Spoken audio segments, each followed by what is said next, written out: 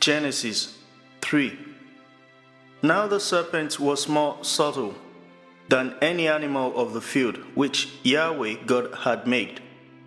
He said to the woman, "Has God really said, 'You shall not eat of any tree of the garden'?" The woman said to the serpent, "We may eat fruit from the trees of the garden, but not the fruit of the tree which is in the middle of the garden. God had said, 'You shall not eat of it. You shall not touch it, lest you die.' The serpent said to the woman, 'You won't really die, for God knows that in the day you eat it, your eyes will be open, and you will be like God, knowing good and evil.' When the woman saw that the tree was good for food, and that it was a delight to the eyes, and that the tree was to be desired to make one wise, she took some of its fruits and ate. Then she gave some to her husband with her, and he ate it too. Their eyes were opened, and they both knew that they were naked. They sewed fig leaves together and made coverings for themselves. They heard Yahweh God's voice walking in the garden in the cool of the day, and the man and his wife hid themselves from the presence of Yahweh God among the trees of the garden. Yahweh God called to the man and said to him, "Where are you?" The man said, "I heard your voice in the garden, and I was afraid, because I was naked, so I hid myself."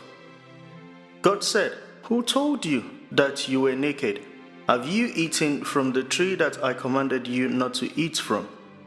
The man said, "The woman whom you gave to be with me, she gave me fruit from the tree, and I ate it."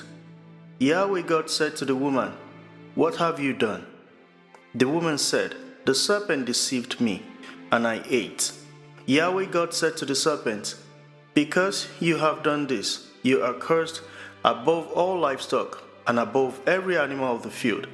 You shall go on your belly, and you shall eat dust all the days of your life. I will put hostility between you and the woman, and between your offspring and her offspring. He will bruise your head, and you will bruise his heel." To the woman he said, "I will greatly multiply your pain in childbirth. You will bear children in pain. Your desire will be for your husband, and he will rule over you." To Adam he said, "Because you have listened to your wife's voice, and have eaten from the tree about which I commanded you, saying, 'You shall not eat of it,' the ground is cursed for your sake. You will eat from it with much labor all the days of your life. It will yield thorns and thistles to you, and you will eat the herb of the field. You will eat bread by the sweat of your face until you return to the ground. For you were taken out of it, for you are dust, and you shall return to dust." The man called his wife Eve, because she would be the mother of all the living. Yahweh God made garments of animal skins for Adam and for his wife, and clothed them.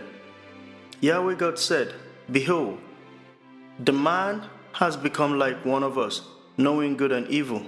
Now lest he reach out his hand and also take of the tree of life and eat and live forever."